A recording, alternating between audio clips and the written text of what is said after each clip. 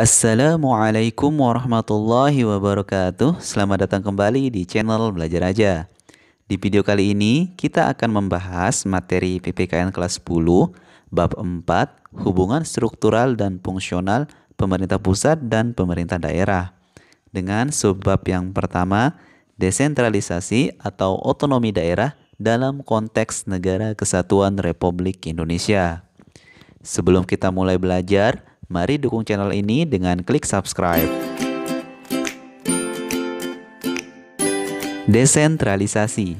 Secara etimologis, istilah desentralisasi berasal dari bahasa Belanda, yaitu de yang berarti lepas dan centrum yang berarti pusat. Dengan demikian, desentralisasi adalah sesuatu hal yang terlepas dari pusat. Terdapat dua kelompok besar yang memberikan definisi tentang desentralisasi. Yang pertama, kelompok Anglo-Saxon yang membedakan desentralisasi menjadi dua bagian, yaitu dekonsentrasi yang berarti sebagai penyerahan wewenang dari pemerintah pusat baik kepada para pejabat pusat yang ada di daerah, dan devolusi yang berarti sebagian kekuasaan diserahkan kepada badan-badan politik di daerah yang diikuti dengan penyerahan kekuasaan sepenuhnya untuk mengambil keputusan baik secara politis maupun secara administratif. Kemudian yang kedua, kelompok kontinental yang juga membedakan desentralisasi menjadi dua bagian, yaitu desentralisasi jabatan atau dekonsentrasi adalah penyerahan kekuasaan dari atas ke bawah dalam rangka kepegawaian guna kelancaran pekerjaan semata.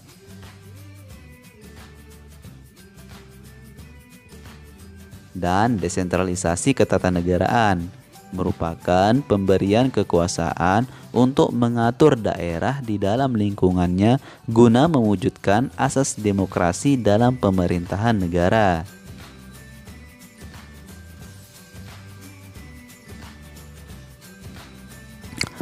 Menurut ahli ilmu tata negara, dekonsentrasi merupakan pelimpahan kewenangan dari alat perlengkapan negara di pusat kepada instansi bawahannya guna melaksanakan pekerjaan tertentu dalam penyelenggaraan pemerintahan. Pemerintah pusat tidak kehilangan kewenangannya karena instansi bawahan melaksanakan tugas atas nama pemerintah pusat. Nah, dengan demikian, dekonsentrasi adalah pelimpahan wewenang dari pemerintah pusat kepada daerah otonom sebagai wakil pemerintah atau perangkat pusat di daerah dalam kerangka negara kesatuan. Menurut Amran Muslimin, desentralisasi dibedakan atas tiga bagian. Yang pertama, desentralisasi politik, yakni pelimpahan kewenangan dari pemerintah pusat yang meliputi hak mengatur dan mengurus kepentingan rumah tangga sendiri bagi badan-badan politik di daerah yang dipilih oleh rakyat dalam daerah-daerah tertentu. Yang kedua, desentralisasi fungsional, yaitu pemberian hak kepada golongan-golongan tertentu untuk mengurus segolongan kepentingan tertentu dalam masyarakat, baik terikat maupun tidak pada suatu daerah tertentu, seperti mengurus irigasi bagi petani. Dan yang ketiga, desentralisasi kebudayaan, yakni pemberian hak kepada golongan-golongan minoritas dalam masyarakat untuk menyelenggarakan kebudayaan sendiri, seperti ritual kebudayaan. Nah, dengan demikian dapat disimpulkan bahwa desentralisasi pada dasarnya adalah suatu proses penyerahan sebagian wewenang dan tanggung jawab dari urusan yang semula adalah urusan pemerintahan pusat kepada badan-badan atau lembaga-lembaga pemerintah daerah. Dalam praktiknya, desentralisasi sebagai suatu sistem penyelenggaraan pemerintahan daerah memiliki beberapa kelebihan dan kelemahan. Kelebihan desentralisasi diantaranya adalah sebagai berikut.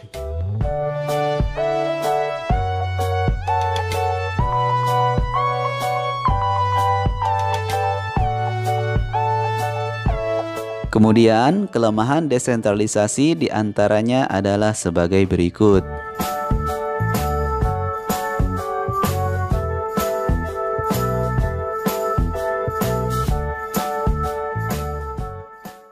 Kemudian kita masuk ke otonomi daerah. Banyak definisi yang dikemukakan oleh para ahli yang dapat menggambarkan tentang makna otonomi daerah.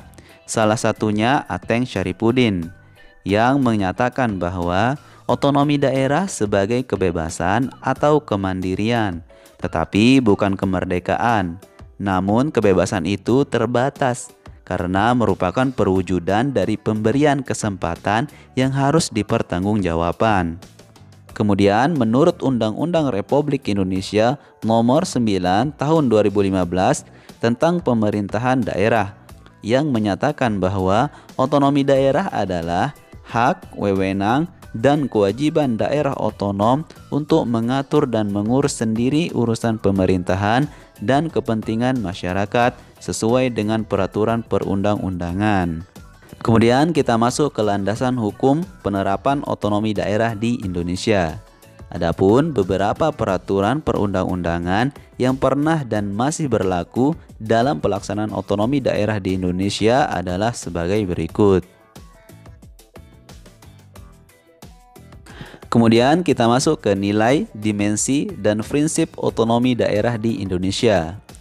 Terdapat dua nilai dasar yang dikembangkan dalam Undang-Undang Dasar Negara Republik Indonesia tahun 1945 berkenaan dengan pelaksanaan desentralisasi dan otonomi daerah di Indonesia.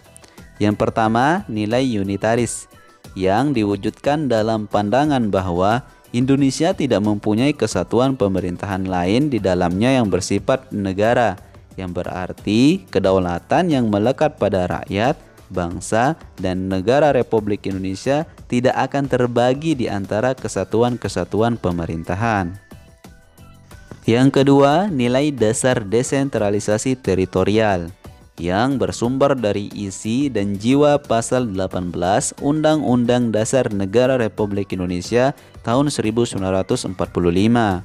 Berdasarkan nilai ini, pemerintah diwajibkan untuk melaksanakan politik desentralisasi dan dekonsentrasi di bidang ketatanegaraan. Berkaitan dengan dua nilai dasar tersebut, titik berat pelaksanaan otonomi daerah adalah pada daerah kabupaten atau kota dengan beberapa dasar pertimbangan sebagai berikut. Yang pertama, dimensi politik. Kabupaten atau kota dipandang kurang mempunyai fanatisme kedaerahan, sehingga resiko gerakan separatisme dan peluang berkembangnya aspirasi federalis relatif minim. Yang kedua, dimensi administratif. Penyelenggaraan pemerintahan dan pelayanan kepada masyarakat relatif dapat lebih efektif. Dan yang ketiga, kabupaten dan kota adalah daerah ujung tombak pelaksanaan pembangunan, sehingga kabupaten kota lah yang lebih tahu kebutuhan dan potensi rakyat di daerahnya. Dalam pelaksanaan otonomi daerah, prinsip otonomi daerah yang dianut adalah yang pertama, nyata. Otonomi secara nyata diperlukan sesuai dengan situasi dan kondisi objektif di daerah. Yang kedua, bertanggung jawab. Pemberian otonomi diselaraskan atau diupayakan untuk memperlancar pembangunan di seluruh pelosok tanah air. Dan yang ketiga, dinamis. Pelaksanaan otonomi selalu menjadi sarana dan dorongan untuk lebih baik dan maju. Selain itu, terdapat 5 prinsip dalam penyelenggaraan pemerintahan daerah. Yang pertama, prinsip kesatuan. Pelaksanaan otonomi daerah harus menunjang aspirasi perjuangan rakyat guna memperkokoh negara kesatuan dan mempertinggi tingkat kesejahteraan masyarakat lokal. Yang kedua, prinsip real dan tanggung jawab.